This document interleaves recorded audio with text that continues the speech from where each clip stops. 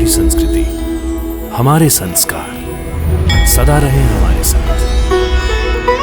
भारत के महान ग्रंथों और काव्यों का संपूर्ण संकलन। सब्सक्राइब करें तिलक।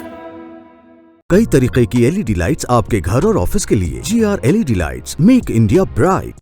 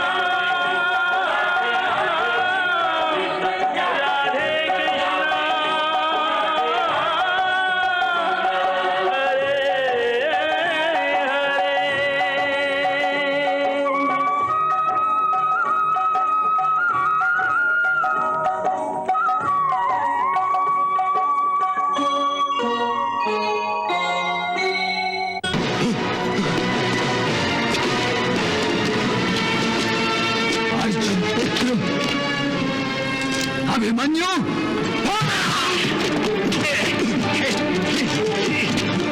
अभिमन्यु,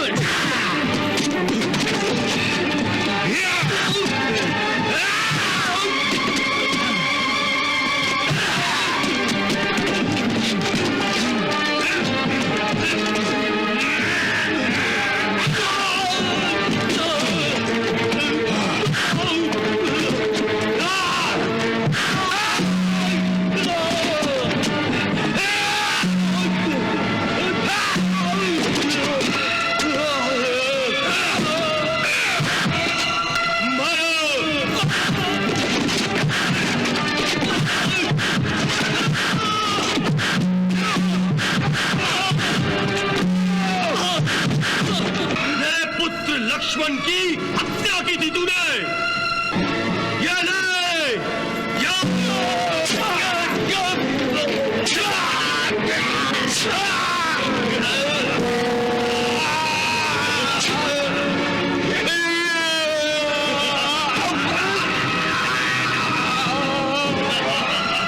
तू नहीं बचेगा।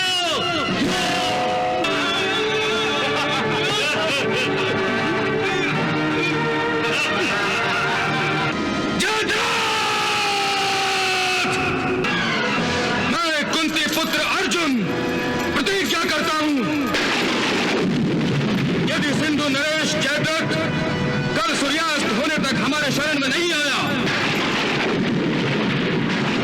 यदि वो रण छोड़कर भाग नहीं गया, तो मैं वासुदेव श्री कृष्ण का सखा द्रोण शिष्य कुंती पुत्र अर्जुन कल सूर्यास्त होने से पहले जयद्रथ का वध करूंगा, अन्यथा अग्नि में प्रवेश करके स्वयं को भस्म कर दूंगा।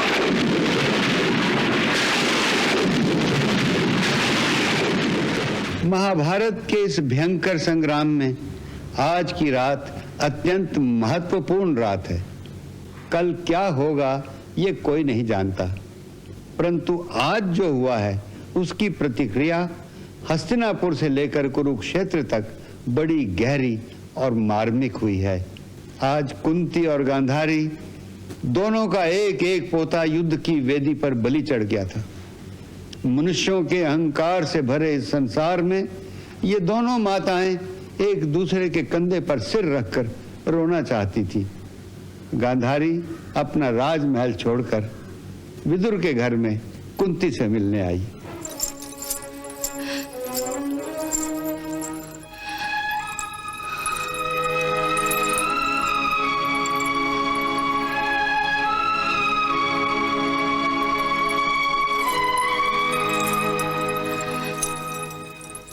प्रणाम दीदी।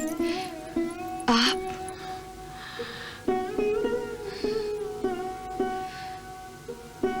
यदि आप आज्ञा देती तो मैं स्वयं आपके पास आ जाती। किसी अपने की मृत्यु का दुख तो सबको होता है, लेकिन जिसका दुख भारी होता है सांत्वना देने लोग उसी के पास आते हैं।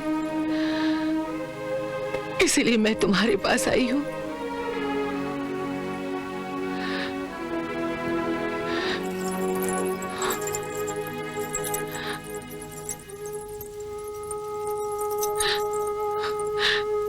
मेरे लक्ष्मण की मृत्यु से अधिक गहरा दुख मुझे अभिमन्यु का हुआ है, जिसको ऐसे अधर्म और अमानवीय यातना देके मारा गया है कि सुन के मेरा दिल दहल गया है। मैंने सपने में भी नहीं सोचा था कि मेरे पुत्रों के हाथों ऐसा भीषण पाप गढ़ेगा। दीदी, जिन्होंने पाप किया है वही इसका दंड भी भोगेंगे।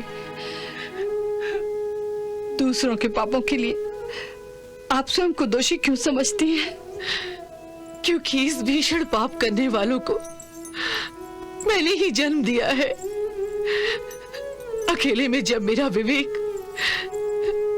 मेरे सामने न्याय का तराजू लेके खड़ा हो जाता है, तो जिस पलड़े में मेरे पुत्र होते हैं वो पलड़ा उनके पापों के बोझ से भारी होकर जब धरती को छूने लगता है तो मैं अनायासी अपनी कोख को कोसने लगती हूँ। दीदी, अपने आप को कोसकर अपनी आत्मा को इतनी यातना मत दीजिए। स्वयं पर इतना अत्याचार उचित नहीं है। यही उचित है कुंती, यही उचित है, क्योंकि जो अत्याचार तुम पर हुए हैं, जो अत्याचार पांडवों पर हुए हैं, उन अत्याचारों के लिए मैं आपसे क्षमा भी तो नहीं मांग सकती। हम सब कौरवों ने मिलकर तुम सबका कितना अपमान किया था, ये तक भूल गए थे कि पांडु कुल की बहू कुरुकुल की भी तो लाज है। फिर भी हमने द्रौपदी को बड़े दरबार में नंगा नचाना चाहा था। इतना सब कुछ होने के बाद भी हमारी आंखें नहीं खुली, शायद इसीलिए कि भगवान हम कौरवों को इस निर्लज्ज पाप का दंड देना चाहता था। इसी कारण तो ये युद्ध हुआ है, और अब इस युद्ध में हमें अपने पापों का दंड भोगना पड़ रहा है। काश मैं इस युद्ध को रोक सकती। दीदी, हम नारियां हैं, हम चाहकर भी युद्ध को रोक नहीं सकती। दीदी, एक बार मैंने स्वयं छत्राणी बनकर अपने अपमान का बदला लेने के लिए अपने पुत्रों को संदेश भेजा था, लेकिन अभिमन्यु और लक्ष्मण की मृत्यु के बाद मेरी ममता ये निर्णय नहीं कर पा रही कि भावुकता में बहकर मैंने अपने अपमान का बदला लेने का जो आदेश अपने पुत्रों को दिया था वो उचित था या अनुचित।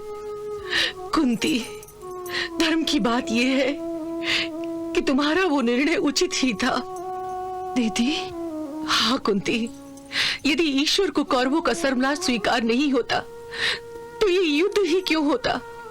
क्यों सारे कौरव मेरी भांति अपनी आंखों पर पट्टी बांधे अंधों की भांति युद्ध की खाई में गिर जाते? और सबसे बड़ी सजा तो पितामह भुगत रहे हैं, जो तीरों की शैया पर लेटे हुए हैं। सारे कुरुकुल के सर्वश्रेष्ठ होने के नाते उन्हें अपना निर्णय देकर कौरवों और पांडवों के कुल को सर्वनाश से बचाना चाहिए था।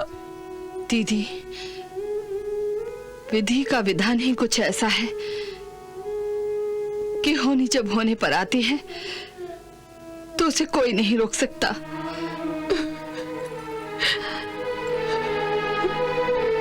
एक एक घटना द्वारा प्रारब्ध न जाने किस किस से उसके कर्मों का हिसाब लेता है।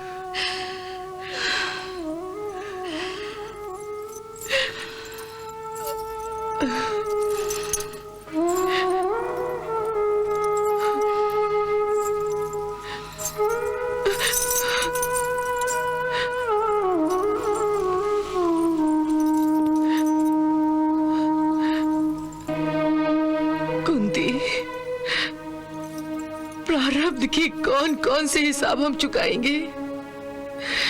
एक पाप का भुगतान पूरा नहीं होता और कौरवों के हाथों दूसरा पाप गड़ जाता है। द्रौपदी के अपमान के बाद अब अभिमन्यु की अधर्म से हत्या, न जाने इस पाप का दंड किस किस को भोगना पड़ेगा। वो बेचारा तो निष्पाप बालक था। हम यहाँ बैठकर आंसू बहाकर अपने दुख को हल्का कर रही हैं, परंतु जिसने उसको जन्म दिया था वो सुभद्रा अपने दिल के टुकड़े की मृत्यु का दुख कैसे सह पाएगी? कुंती, अपने टुकड़े का दुख कैसे सह पाएगी? कैसे सह पाएगी सुभद्रा? कैसे सह पाएगी?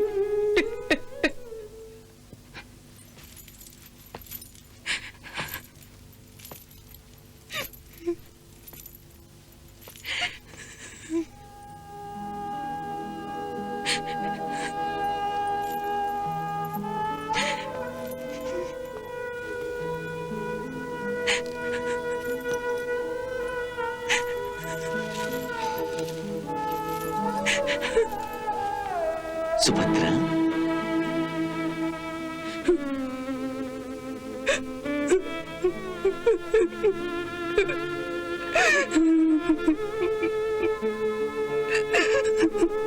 तुम तो एक वीर पत्नी हो, एक वीर मां हो, क्षत्राणी हो, फिर भी रो रही हो।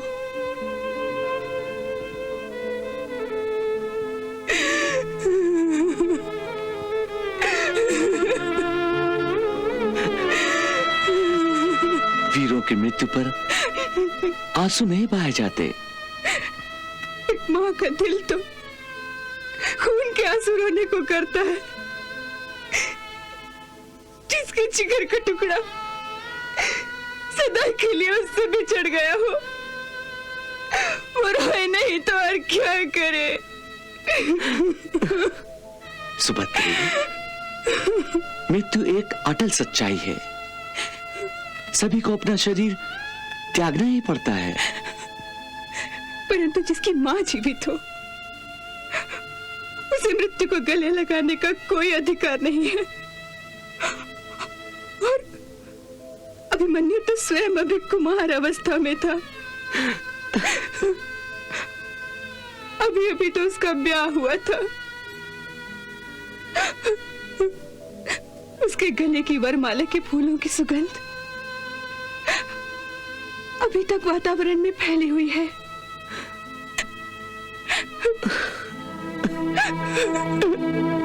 और इसके सेज के फूल अभी तक नहीं मुरझाए।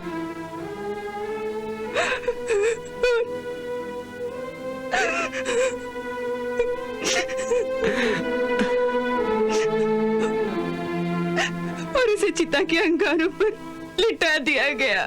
सुभद्रे, तुम्हारे भावुक होने से जीवन का सत्य तो बदल नहीं जाएगा ना? जानती हूं, और ना ही मृत्यु का सत्य बदला जाएगा, परंतु फिर भी मैं मृत्यु से एक प्रश्न पूछना चाहूंगी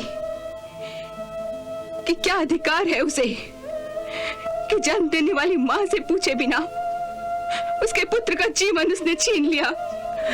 क्या अधिकार है उसे कि एक ही झटके में मां की गोद और पत्नी की मांग को सूनी कर दिया? और जो बालक अभी जन्मा भी नहीं, उसके सर से उसके बाप का साया छीन लिया। क्या दोष है अभिमन्यु के अजन्मे निष्पाप बालक का? वो बेचारा तो अपने बाप से भी अधिक दुर्भागी निकला।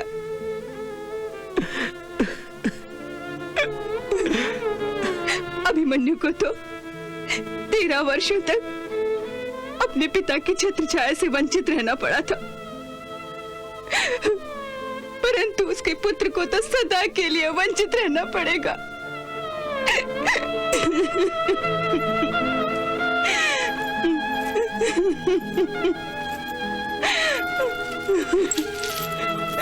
शांत हो जाओ सुभद्रे, शांत हो जाओ।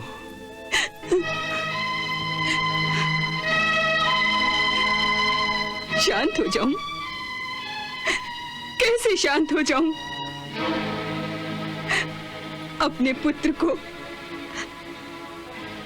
अपनी गोद के सुरक्षा कवच से निकालकर उसके पिता के सुरक्षित हाथों में सौंपा था। कौरव जैसे भेड़ियों के समूह में मेरे पुत्र को छोड़कर आप कहां चले गए थे? मार दिया मेरे पुत्र को उन लोगों ने, मार दिया। मेरे फूल जैसे बच्चे को धूल में मिला दिया और आप कुछ नहीं कर सके। कैसे धनुर्धर हैं आप जो अपने तीरों से अपने पुत्र की सुरक्षा नहीं कर सके? मेरा पुत्र लौटा दीजिए, लौटा सुभद्रा, दीजिए। सुभद्रा, और कितना बहोगी भावना के समुद्र में। सत्यता को समझो, जो होना था सो हो गया, होने को कोई नहीं टाल सकता। हाँ, एक बात मैं पूर्ण विश्वास से कह सकता हूं कि अभिमन्यु का यह बलिदान व्यर्थ नहीं जाएगा। सुभद्रा, अभिमन्यु का कौरवों ने वध करके वो अधर्म की चरम सीमा तक पहुंच गए हैं। इस अधर्म के हर एक दोषी को उसके अपराध का दंड अवश्य भोगना पड़ेगा। कल सूर्यास्त से पहले अधर्मी जयद्रथ की आहुति इस रण यज्ञ में दी जाएगी और उसके बाद एक एक करके सारे कौरव मारे जाएंगे। सारी सृष्टि साक्षी रहेगी। तुम भी मेरा विश्वास रखो सुभद्रा, विश्वास रखो। उसके पुत्र ने मेरे पुत्र की हत्या की, मैंने उसके पुत्र को मार डाला, हिसाब बराबर। मैं अपने पुत्र की मृत्यु की पीड़ा में तड़प रहा हूं, अब इसी पीड़ा में अर्जुन भी तड़पे। परंतु आप दोनों के अहंकार के टकराव में मैं तो व्यर्थ ही मारा जाऊंगा ना। आपको कुछ नहीं होगा, कुछ नहीं होगा आपको सिंधु नरेश। कुछ नहीं होगा ये सोचकर हम हाथ पे हाथ धरे तो नहीं बैठे रह सकते ना। हमें सिंधु नरेश की सुरक्षा का कोई तो उपाय करना चाहिए, कुछ तो करना चाहिए हमें। कुछ नहीं किया जा सकता। घायल नाग जब क्रोध में अपना फन उठाता है तो उसके डंक से कोई नहीं बच सकता, अर्थात मेरी मृत्यु निश्चित है। नहीं, नाग से बचने का एक उपाय है कि उसके फन के सामने आने के बदले भाग जाएं। अर्जुन ने अपनी प्रतिज्ञा में कहा है कि यदि सिंधु नरेश युद्ध भूमि छोड़कर चले गए तो उनकी हत्या नहीं करेगा। आप ठीक कह रहे हैं कृपाचार्य, मुझे भी युद्ध भूमि छोड़कर चले जाना चाहिए। सिंधु नरेश, ये आप कैसी कार्य जैसी बातें कर रहे हैं? युद्ध भूमि से भाग जाने की बात कहकर आप हमारे शौर्य का अपमान कर रहे हैं। क्षमा कीजिए अंगराज, इसमें अपमान की क्या बात है? आप भावुक होकर सोच रहे हैं इसलिए ऐसा कह रहे हैं। पते की बात तो यह है कि महाराज जयद्रथ को युद्ध भूमि छोड़कर चले जाना चाहिए, अन्यथा क्रोधित अर्जुन के धनुष से निकलने वाले बाण न जाने कितने कौरवों को यमलोक पहुंचा देंगे। अर्जुन के बाणों का उत्तर देने की क्षमता मुझ में है कृपाचार्य, समझ लूंगा उसे भी। अपनी इस क्षमता को किसी और समय के लिए उठाकर रखिए अंगराज। अर्जुन अकेला एक विशाल सेना की भांति है, और जब उसने प्रतिज्ञा की है तो वो अवश्य अपनी पूरी शक्ति से उसे पूरी करने की कोशिश करेगा। इसलिए हमें अर्जुन को अपनी प्रतिज्ञा पूरी करने का अवसर नहीं देना चाहिए। मेरी तो कुछ भी समझ में नहीं आ रहा है। गुरु द्रोणाचार्य, इस संबंध में आप क्या कहते हैं? युवराज, इसमें कोई संदेह नहीं कि हम अर्जुन के हर आक्रमण का उत्तर दे सकते हैं, परंतु कल जो युद्ध होगा उसमें अर्जुन आक्रमण करेगा और हमें रक्षात्मक युद्ध करना होगा। युद्ध में आक्रमण करने वाला ही अधिक लाभ उठाता है, इसलिए कौरवों की अधिक हानि होगी। आप सबकी क्या राय है? मेरे विचार में सिंधु नरेश का युद्ध भूमि त्यागना ही उचित होगा, क्योंकि क्रोध में अर्जुन पांडवों के शस्त्र भंडार का सबसे भयंकर अस्त्र बन गया है। गुरुदेव, यदि अर्जुन पांडवों का सबसे भयंकर अस्त्र बन गया है तो सिंधु नरेश जयद्रथ भी हमारे शस्त्र भंडार के सबसे भयंकर अस्त्र बन गए हैं। ये क्या कह रहे हैं आप मामाश्री? यहाँ सिंधु नरेश जयद्रथ के प्राण संकट में हैं और आप उन्हीं को कौरवों के लिए भयंकर अस्त्र कह रहे हैं। मैं ठीक कह रहा हूं भांज। हम अपने इस भयंकर अस्त्र से पांडवों के भयंकर अस्त्र अर्थात अर्जुन को नष्ट कर सकते हैं। हाँ, अर्जुन को नष्ट कर सकते हैं? मामाश्री, ये कौन सा पासा फेंक रहे हैं आप? भांजी, मैं जो पासा फेंक रहा हूं उस पासे का नाम है जयद्रथ। जयद्रथ? हाँ, सिंधु नरेश जयद्रथ हमारे लिए वो पासा है जिसे हम युद्ध में फेंककर ये युद्ध ही जीत सकते हैं, और तुम इसी पासे को युद्ध भूमि से भगाकर जीती हुई बाजी को हारना चाहते हो। जयद्रथ का पासा फेंककर हम युद्ध जीत सकते हैं? हो कैसे मामाश्री? मैं आपकी बात कुछ समझा नहीं। देखो भांज, तनिक बुद्धि से काम। तुम ये तो मानते हो ना कि अर्जुन के बिना पांडवों की शक्ति शून्य के बराबर है। यदि किसी प्रकार अर्जुन की मृत्यु हो जाए तो पांडव एक दिन में घुटने टेक देंगे। ये सही है कि नहीं? हाँ हाँ सेनापति जी, मैं सही कह रहा हूं ना? आप बिल्कुल ठीक कह रहे हैं गांधार नरेश। तो फिर आप उसी शक्ति को युद्ध भूमि से भगाकर जीती हुई बाजी को हार में क्यों बदलना चाहते हैं? केवल एक दिन, क्या केवल एक दिन हम सिंधु नरेश की रक्षा नहीं कर सकते? हाँ हाँ, अवश्य कर सकते हैं। अवश्य कर सकते हैं। तो फिर हम सब मिलकर यह प्रतिज्ञा करते हैं कि हम अपनी जान लड़ा देंगे, परंतु अर्जुन को सिंधु नरेश जयद्रथ के पास फटकने भी नहीं देंगे। और अर्जुन अपनी प्रतिज्ञा के अनुसार स्वयं ही आग लगाकर उसमें भस्म हो जाएगा। हाँ, वाह महाश्री वाह, क्या चाल सुझाई है आपने। इससे तो युद्ध का पासा ही पलट जाएगा। वाह मामाश्री वाह। तो आओ हम सब मिलकर युवराज के हाथों में हाथ रखकर प्रतिज्ञा करें। आओ आओ भांजे, हम सब कौरव योद्धा मिलकर यह प्रतिज्ञा करते हैं कि कल सूर्यास्त होने तक हर हाल में सिंधु नरेश जयद्रथ के प्राणों की रक्षा करेंगे। हाँ, हम सब प्रतिज्ञा करते हैं। हम प्रतिज्ञा करते हैं।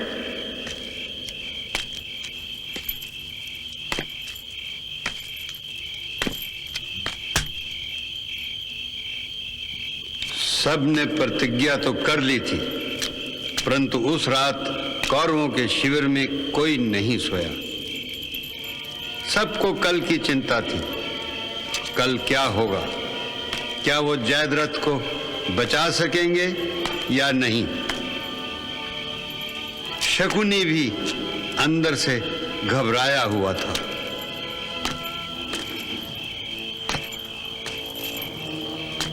जयद्रथ जीवन और मृत्यु के कांटे पर झूल रहा था। उधर पांडवों के शिविर में भी किसी को नींद नहीं आ रही थी। सब चिंतित थे कि क्या अर्जुन जयद्रथ का वध कर सकेगा या नहीं।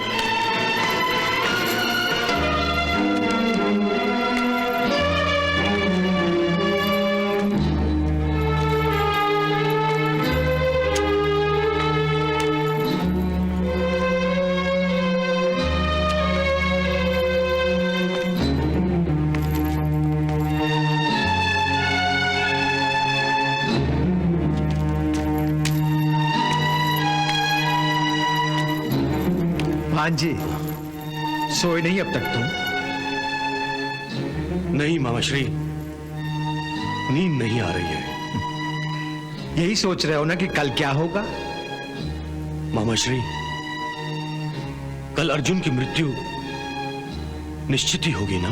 हाँ भांजे, ये बात उतनी ही सत्य है जितना ये कि कल सूर्यास्त होगा। इसीलिए मैं सूर्योदय की प्रतीक्षा कर रहा हूं। सूर्योदय होगा तो अस्त भी होगा। इसमें इतना अधीर और व्याकुल होने की आवश्यकता नहीं है भांजे।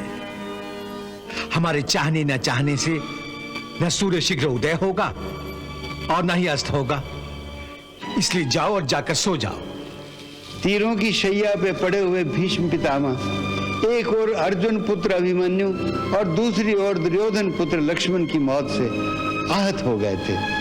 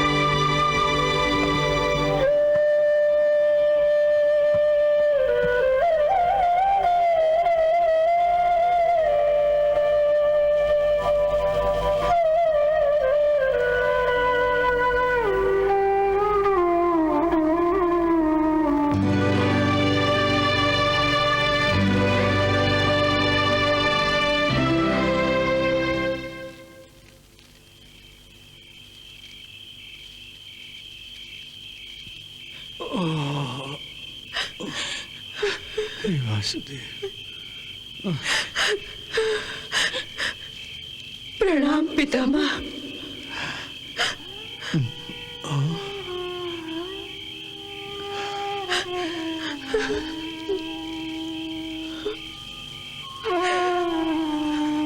सौभाग्यवती भव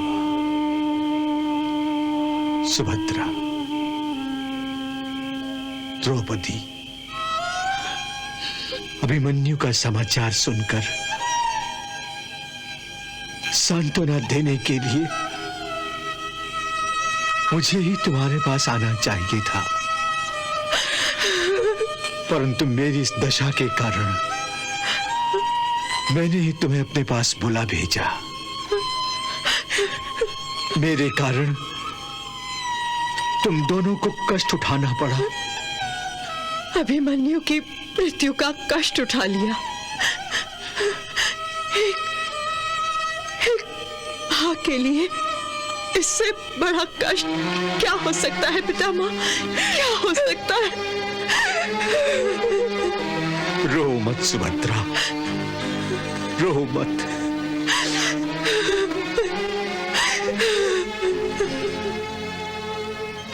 क्षत्रिय कन्या होकर तुम दोनों को आंसू बहाना शोभा नहीं देता। क्या क्षत्राणियां मां नहीं होती? और मैं तो वो दुर्भागी मां हूं जिसका एक ही पुत्र था। अपने इकलौते पुत्र की अकाल मृत्यु पर एक बार रोए नहीं तो और क्या करे?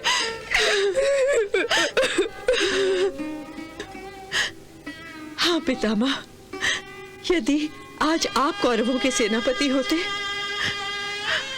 तो हमारा अभिमन्यु जीवित होता, क्योंकि आप कौरवों को ये अधर्म कदापि नहीं करने देते, कदापि नहीं करने देते। हाँ पितामह,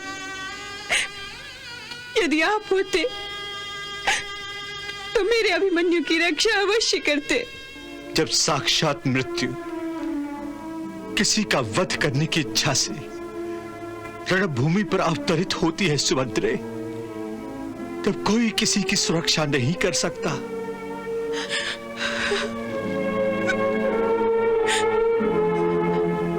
वो चाहे कितना ही महान योद्धा क्यों ना हो, वो मृत्यु पर विजय प्राप्त नहीं कर सकता।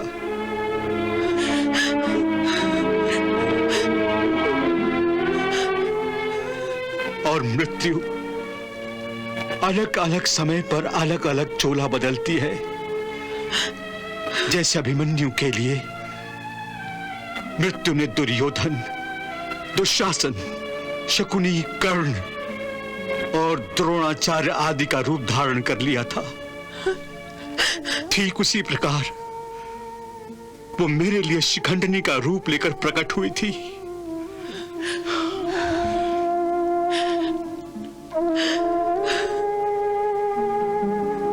और अब जयद्रथ के लिए मृत्यु ने अर्जुन का रूप धारण कर लिया है। इसी प्रकार हो सकता था कि अभिमन्यु की मृत्यु का कारण मैं बन जाता। नहीं, ये नहीं हो सकता। ये असंभव है पितामह, असंभव है। मैं तुम दोनों की भावना और दुख को समझता हूं, फिर भी मैं ये कहना चाहूंगा कि जो जन्म लेता है वो मरता ही है, और जो मरता है वो फिर से जन्म लेता है। यही तो सृष्टि का क्रम है। फिर शोक कैसा?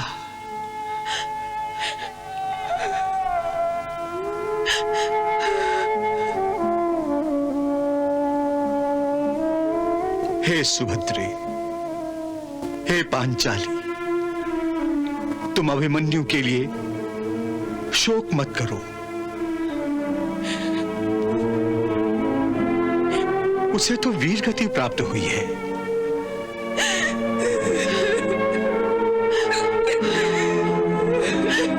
जो हर कोई योद्धा चाहता है, पर ये हर किसी योद्धा का सौभाग्य नहीं होता। हाँ सुभद्रे, हाँ द्रौपदी, क्षत्राणियां युद्ध पर गए अपने पिता, पति, भ्राता और पुत्र की प्रतीक्षा नहीं करती।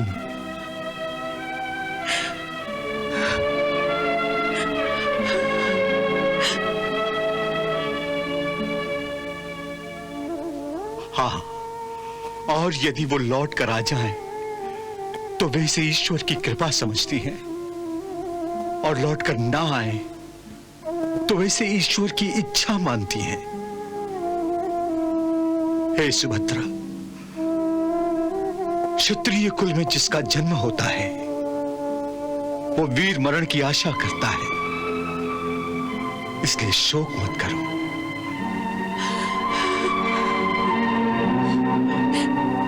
क्षात्र धर्म का पालन करते हुए वीर अभिमन्यु को पुण्य लोक प्राप्त हुआ है। तब ब्रह्मचर्य, बुद्धि और ज्ञान के द्वारा साधु संत और तपस्वी जो मोक्ष प्राप्त करना चाहते हैं, तुम्हारे परम पुत्र परम वीर अभिमन्यु को वही मोक्ष प्राप्त हुआ है। फिर शोक क्यों? हम क्या करें पितामह, आखिर हम स्त्रियां हैं। अपने इस दिल को कितना ही कड़ा क्यों ना बना ले, परंतु मोम कभी पत्थर तो नहीं बन सकता। मैं मानता हूं हर मां अपने पुत्र को जीवित देखना चाहती है, परंतु सोचो, यदि अपने प्राणों की रक्षा के लिए अभिमन्यु युद्ध भूमि से भाग जाता तो क्या तुम दोनों प्रसन्न होती?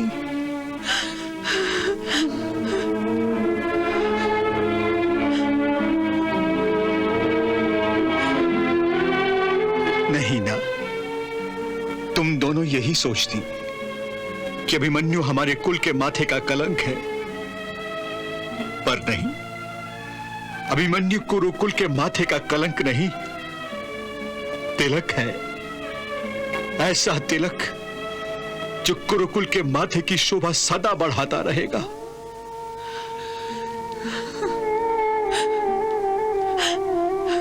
अभिमन्यु अमर हो गया है सुभद्रे, अमर हो गया है। वैसे भी मनुष्य मरने के बाद अपने संतान के रूप में जीवित रहता है, और अभिमन्यु की निशानी उसकी पत्नी के पेट में पल रही है। वही अभिमन्यु के नए जीवन का प्रमाण है। फिर भी तुम दोनों इतनी शोकाकुल क्यों हो? सुभद्रे, द्रौपदी, तुम्हें नहीं पता, मुझे पहले से ही पता था कि अभिमन्यु की आयु बहुत छोटी होगी।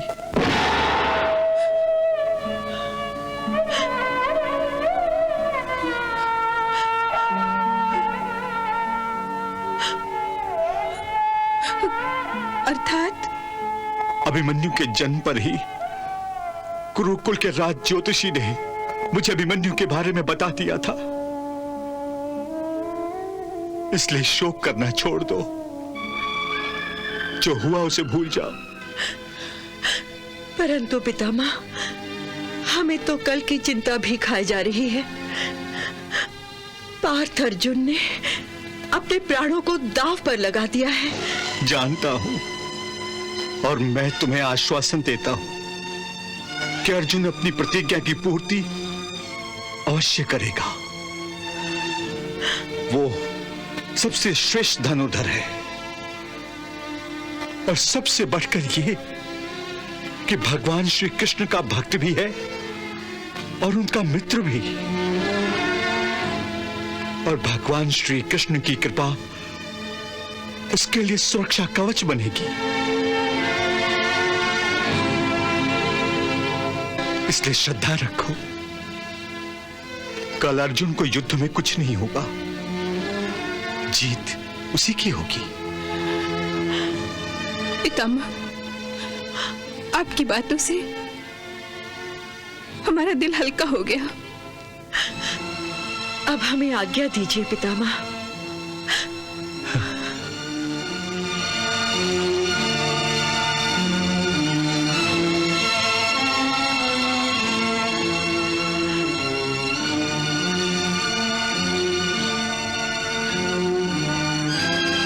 सौभाग्यवती भव।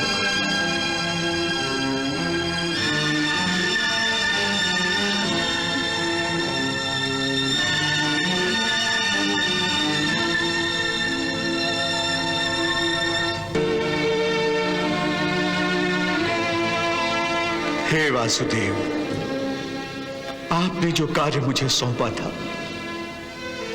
मैंने पूरा किया। आगे आप ही को सब कुछ संभालना है। केवल कल के सूर्यास्त तक महाराज, केवल कल के सूर्यास्त तक अर्जुन ने हमारे जमाई जयद्रथ के जीवन की अवधि सीमित कर दी है। नहीं गांधारी, ऐसा मत सोचो। अर्जुन ने अपनी प्रतिज्ञा द्वारा अपनी मृत्यु भी तो निश्चित कर दी है। हो सकता है वो जयद्रथ का वध करने में असफल रहे, परंतु अर्जुन से जयद्रथ की सुरक्षा कौन कर सकेगा महाराज?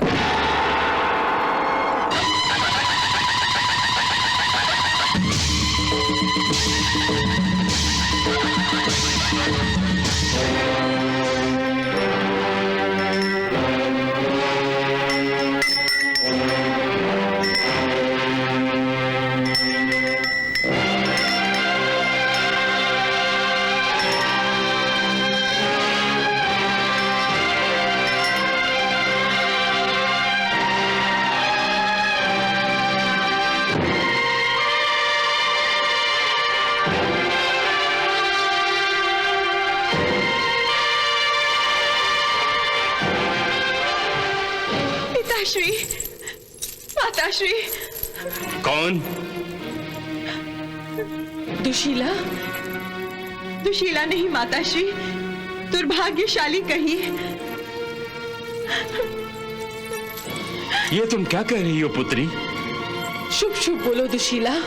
आज सूर्यास्त से पहले जिसके पति की मृत्यु निश्चित हो गई हो, वो दुर्भाग्यशाली नहीं तो और क्या हो सकती है? आप ये युद्ध रोक दीजिए पिताश्री, आप ये युद्ध रोक दीजिए। तुम व्यर्थ भयभीत हो गई हो दुशीला। तुम्हारा पति सुरक्षित रहेगा।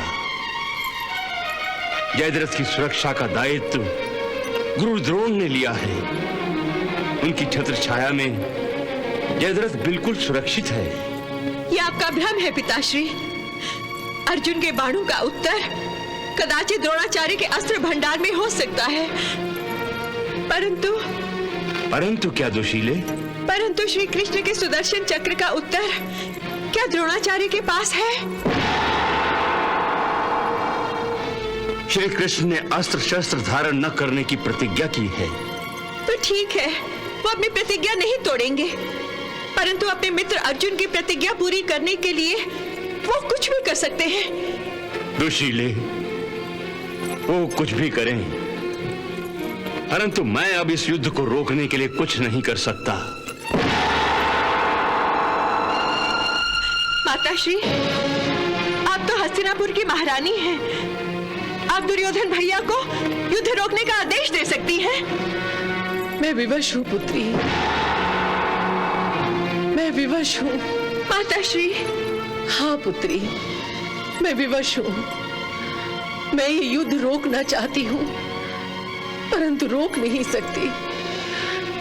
यही मेरी विवशता है।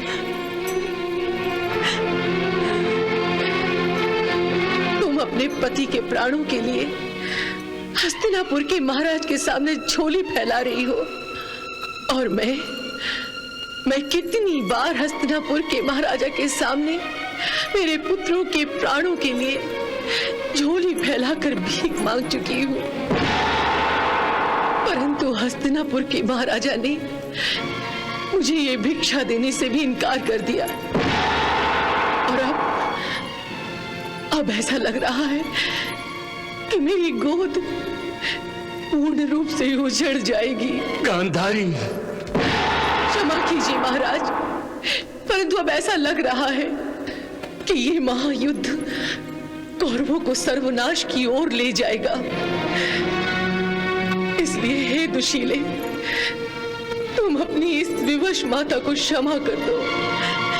माताश्री, जो अपनी बेटी के सुहाग को बचाने के लिए अब आंसू बहाने के अतिरिक्त और कुछ नहीं कर सकती। मुझे क्षमा कर दो बेटी, मुझे क्षमा कर दो।